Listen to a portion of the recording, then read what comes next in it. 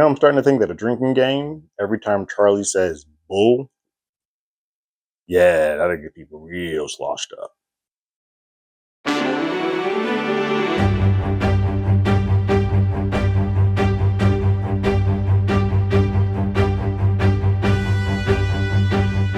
Hello, everyone. Terrence here with Hollywood Already Did It. If you haven't already, go ahead, like, share, subscribe to the channel, leave a comment, ring that bell below. Anytime we have something, you will be among the first to know.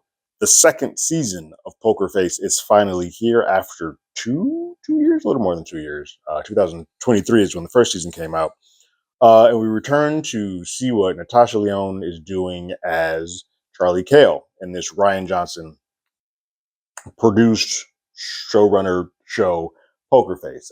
Very much a reminiscence to the old school Columbo, Matlock esque type of procedurals that used to exist today. And the reason why these episodes have been out for a bit there, but they released 3 at one time.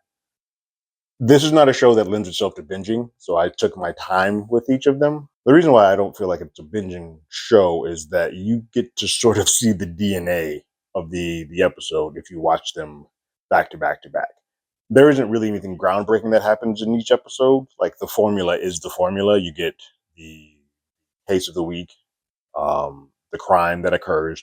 You get to sort of see how Charlie has always been around or was sort of in the background, and then you get to see her sort of divulge and break it down.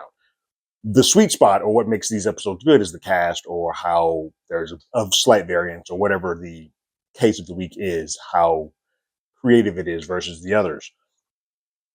And so watching them back to back to back, you're going to get tired of that trope real fast. So that's why it's best for me to sort of space them out.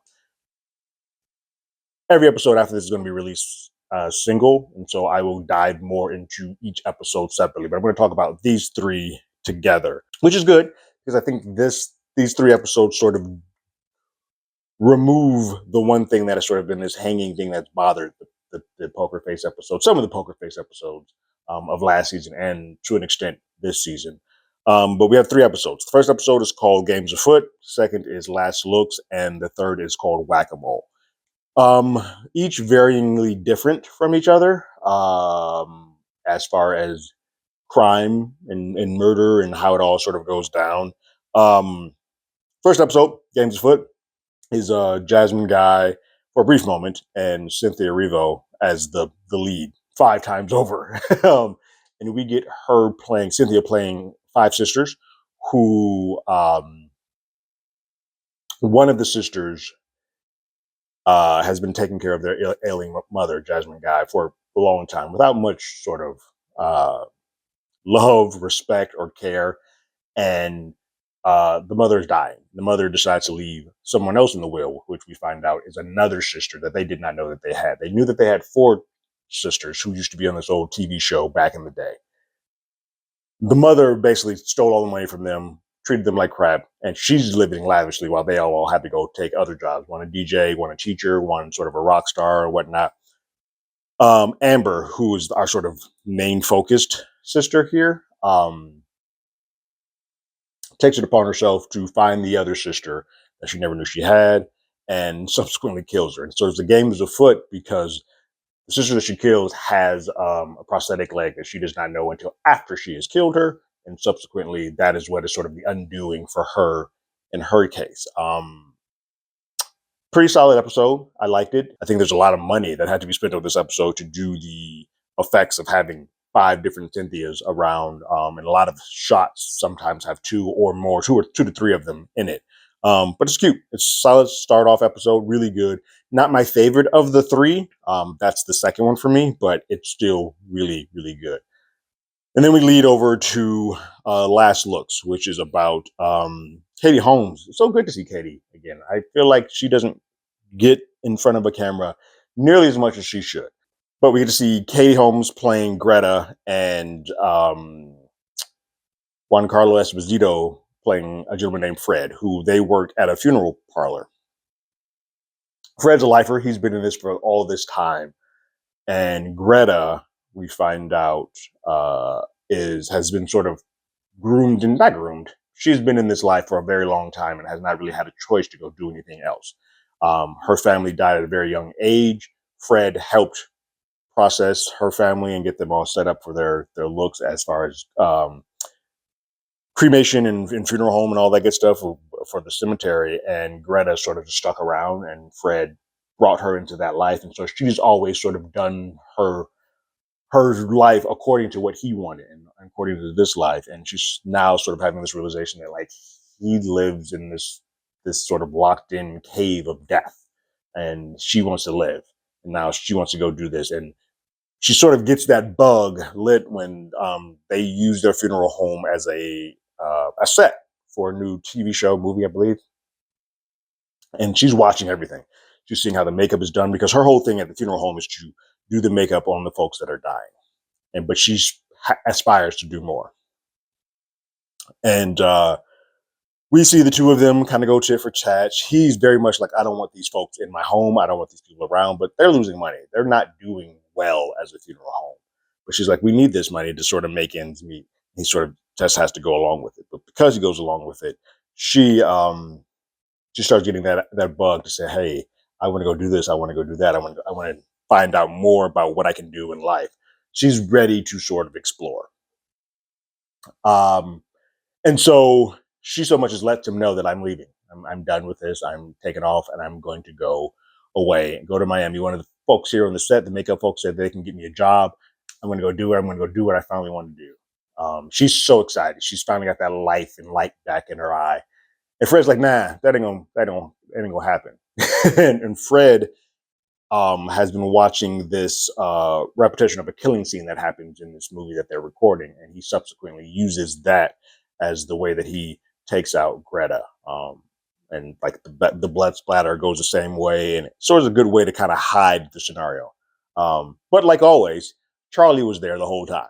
So we then see how she was sort of in the background, and Charlie got close with Greta, and saw that Greta had that light. And Greta, she was like, I'm going to drive you.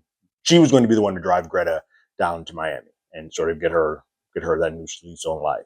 She goes to pick up Greta the day after Fred taking her out. Can't find her. No one knows where she's at. No one can find her. And so after a lot of back and forth, some good lying on Fred's part, to the point where Charlie at a point believes that, oh God, I got the wrong person. My skills aren't working the way that they used to be.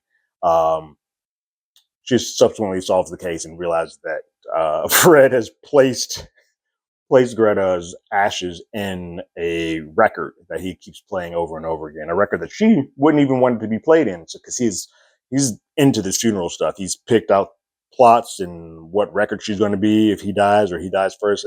It's a little bit nuts.